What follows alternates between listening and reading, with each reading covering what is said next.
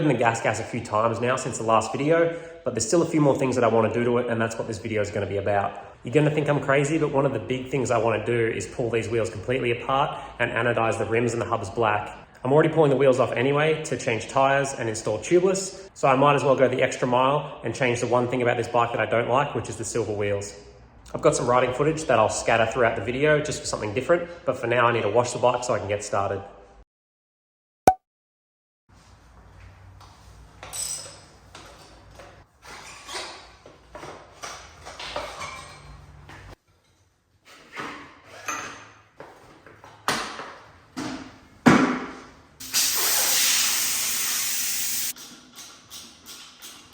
You can see I'm using these rim protector things. I wouldn't recommend them to anybody. I was just using them here because apparently any scratches will affect the outcome of the anodizing process.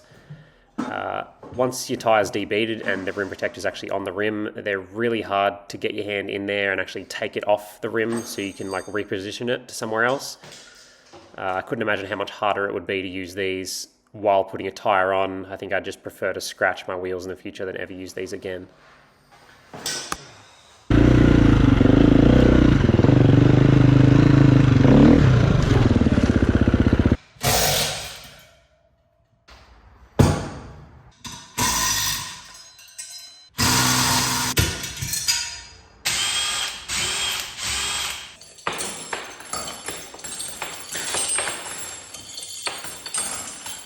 One week later. So I got the rims and hubs back from anodizing, and you can see that the cast aluminium hubs kind of anodize a bit of a different color. They're more like a charcoal black and more of like a matte finish in appearance compared to the gloss black rims that you're probably most used to seeing.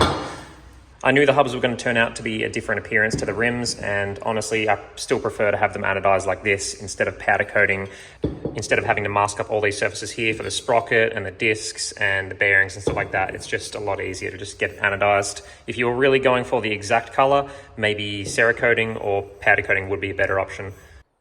Building your own wheels might seem daunting to some people, but it's a lot easier than you might think. The spokes kind of point the correct direction as they come out of the hub, and the holes in the rim also point in a particular direction that makes it hard to mess up. As for truing wheels, it's hard to describe how to do that over a video, but the best way I would say to learn how to true a wheel is to basically just try and straighten your current wheels that are already built on your bike and get good at that. And then once you've mastered sort of that practice, you should be able to build your own wheel no problem and then also true it. Here I'm just putting on the specific rim tape for the tubeless and then installing the actual tubeless inner bladder. The install for the tubeless was much easier than I thought, and I'm just pumping it up here to make sure I didn't pinch anything before I put the tire on. Silicone spray helps so much with installing a tire. I can't say I've ever used any sort of lubricant to put a tire on before, but I definitely will be from now on because it just made the whole tire changing experience so much less painful. I'm just pumping up the outer chamber, which is the actual tire now, and I'm checking for leaks with some soapy water. Everything seems good, so I'm just going to tighten up that rim lock to 15 Newton meters, and the tubeless install is done. The front wheel also has tubeless, but I didn't film it because that was the first one I did, and I was just sort of working out the best way to do it before I went ahead and filmed it for the rear wheel. Some red Loctite on these sprocket bolts, and we're good to go.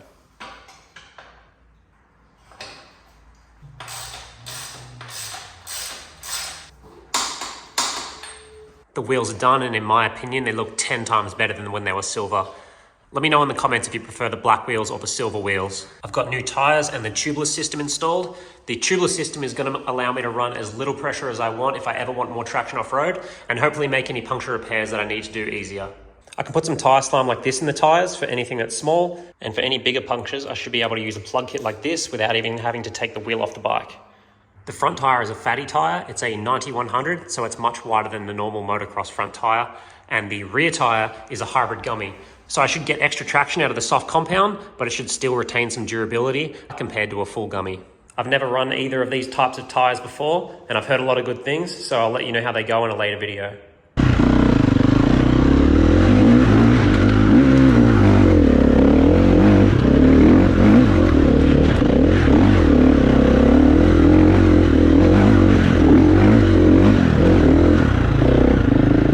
might notice that while I had the wheels off, I also installed handguards, some smaller front indicators, as well as some other things. So I'll show you how I did those now.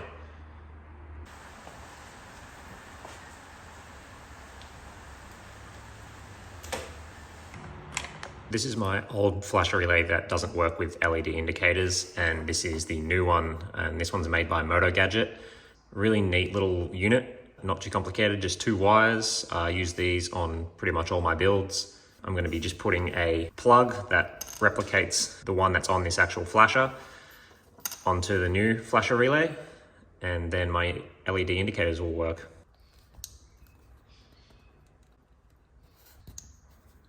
You can see I've got the new, much smaller indicators wired up on factory plugs. The new flasher relay installed and it works, but the only problem is both LEDs flash at the same time.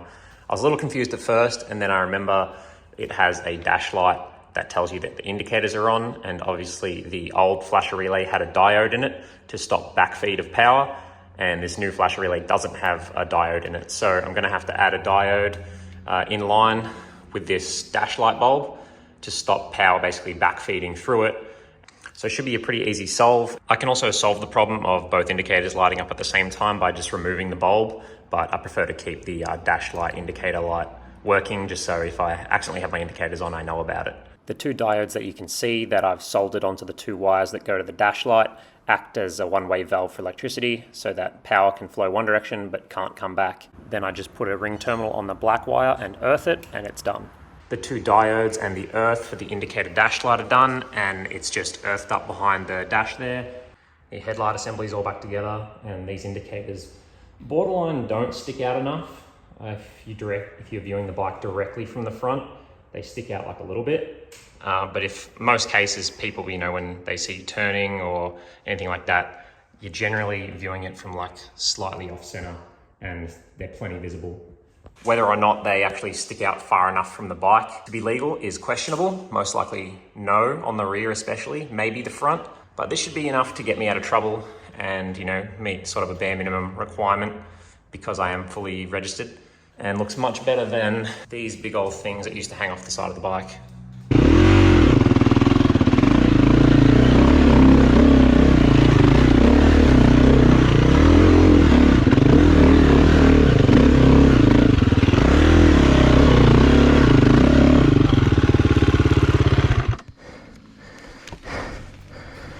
I put new grips on not because the old ones were worn out, but because the bearing wasn't covered on the end of the throttle tube, and a lot of mud was getting packed in there and making the throttle really sticky. So I needed to cover it up, and the best way to do that was just to get new grips.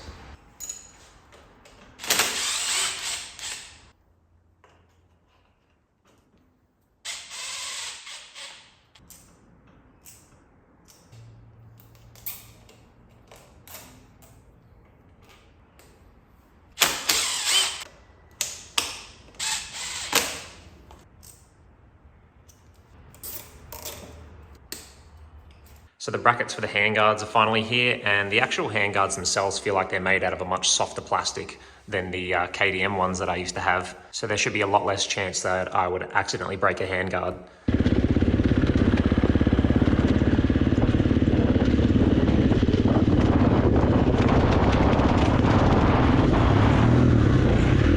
I love these KTM brake pad pins compared to the Nissan brake pad pins on Japanese bikes. Where you have to undo a grub screw. You also have to unscrew the pin itself. These are just a lot faster and easier. I've changed the stock brake pads to some sintered brake pads. I just don't feel like this bike has the stopping power that I'm used to on the KTM. Obviously the KTM had Brembo brakes and this has Brake Tech, but Brake Tech is made by Brembo anyway. So I'm not sure how much internal differences there actually are. So hopefully going from these stock pads to the aftermarket sintered pads I've put in is going to be a decent improvement to braking power. I got a new kill switch because I really hated the stock kill switch on this bike being back here. It was really hard to reach with your hand on the grip and you had to push it really hard. So I prefer this more motocross style standard kill switch. That's all for this video. Let me know if you want to see any more riding footage in future videos. But for now, like and subscribe and all that YouTube stuff, and I'll see you in the next video.